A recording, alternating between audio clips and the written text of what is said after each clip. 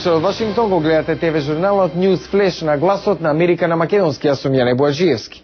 Стотици лица ширум Европа и САД изразија солидарност со иранските демонстранти, додека западните нации повикаа на воздржаност од страна на иранските власти во справувањето со протестите.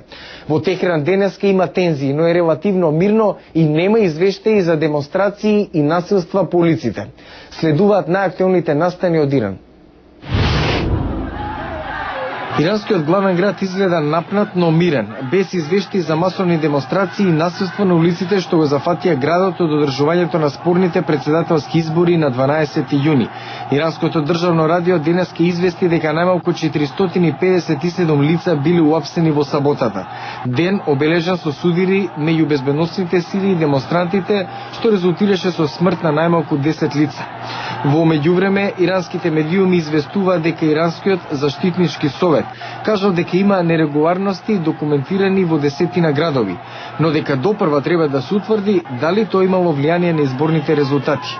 Стотици луѓе во светот, но и во САД вчера се собра искажувајќи солидарност со иранските опозицијски протестанти, додека западните лидери апелираа до иранската влада да покаже воздржаност во справувањето со демонстрациите.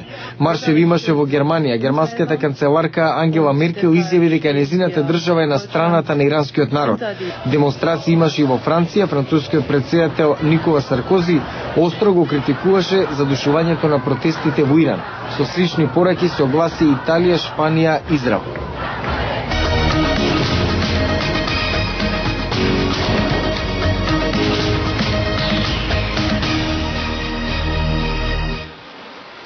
Светската банка соопшти дека глобалната рецесија во 2009 ќе биде подлабока отколку што претходно се предвидуваше, додека земјите во развој се соочуваат со зголемена сиромаштија и невработеност.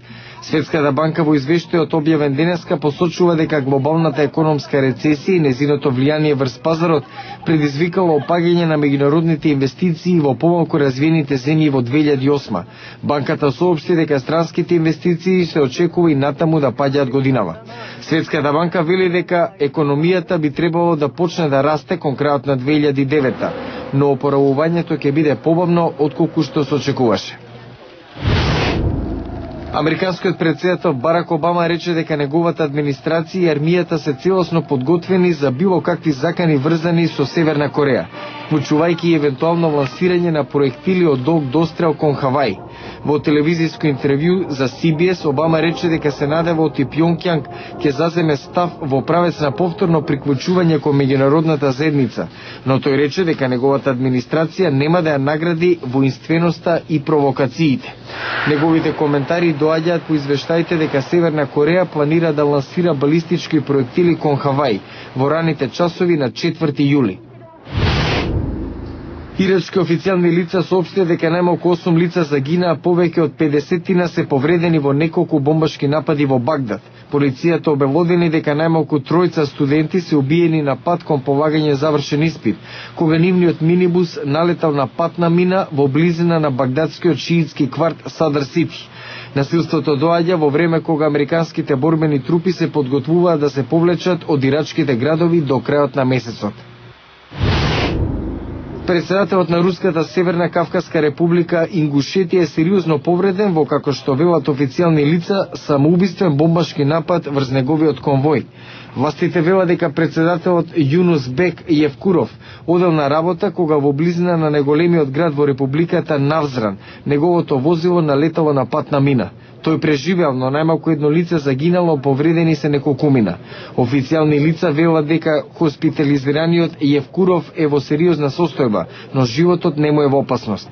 По извршената операција со авион ќе биде префрлен во Москва за натамошно лекување. Рускиот претседател Димитри Медведев го осуди нападот и го окарактеризира како акт на насилство.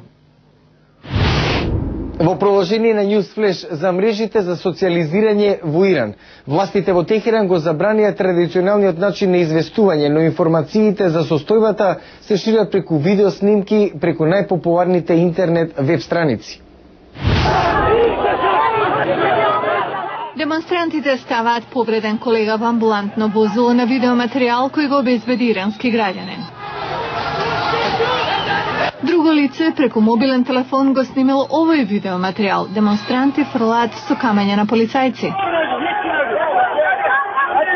На YouTube полицајци облечени во црно може да се видат како тепаат демонстранти.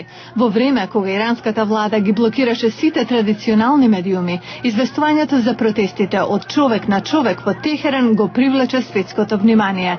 People are the reliable sources right now. Граѓаните се веродостојни извори во овие моменти, вели Хамиде Харамидих од персискиот сервис на Гласот на Америка, што ги прегледува фотографиите и видеоматеријалите испратени преку интернет на страниците како Facebook и YouTube. Джеф Ливингстон од Истражувачкиот центар за нови комуникацијски медиуми објаснува колку е едноставно да се споделуваат информации дури и за време на криза. With a phone, you can literally take it. Со мобилен телефон правите слика и со едно притискање на копче ја испраќате, толку едноставно. Од тука се испраќаат и на интернет и на веб страници како Twitter и се ставаат за дел од секунда. Директорот на проектот за истражување на глобални јавни медиуми, Шалини Вентурели, вели дека граѓаните ја менуваат политичката реалност во Иран. They're controlling the framing of the reality there. Тие имаат контролата на представувањето на реалноста и сега се определени за споделување на информациите со заобиколување на режимот. Тоа значи дека дури Ахмединеџад да успее и да ја задржи власта, нешто се случува во Иран што трајно ќе ја промени политичката состојба во земјата. Сервисите базирани на интернет преземаат специјални мерки како одговор на развојот на настаните во Иран. Твитер го одложи планираното одржување на страницата што привремено ќе ја оневозможеше.